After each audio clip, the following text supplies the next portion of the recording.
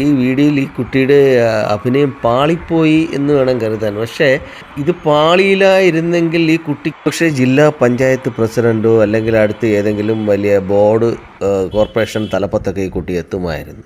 അത്രത്തോളം ക്രിമിനൽ ബുദ്ധിയുള്ള കുട്ടിയാണ്. കാരണം എന്തിനേയും സൈക്കോളജി കൊണ്ട് മറികടക്കാം എന്ന് വിചാരിക്കുന്ന ഒരു സൈക്കോ ക്രിമിനൽ അഥവാ സൈക്കിക് ഇൻമെച്യൂരിറ്റി ക്രിമിനൽ സിൻഡ്രോം ബാധിച്ച ഒരു കുട്ടിയായിട്ടാണ് തോന്നുന്നത്.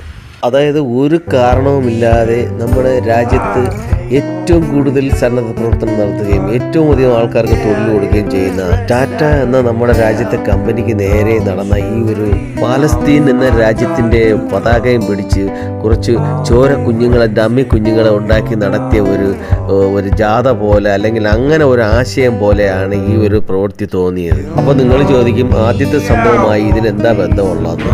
അതായത് ആദ്യം ഇരവാദം സൃഷ്ടിക്കുക, പിന്നെ മറുവാദം പറയുക. സത്യത്തിൽ അവർ അങ്ങനെയല്ലേ ചെയ്തത്? നമ്മുടെ നാട്ടിലെ അവസ്ഥ ഇപ്പോൾ ഇങ്ങനെയാണ്.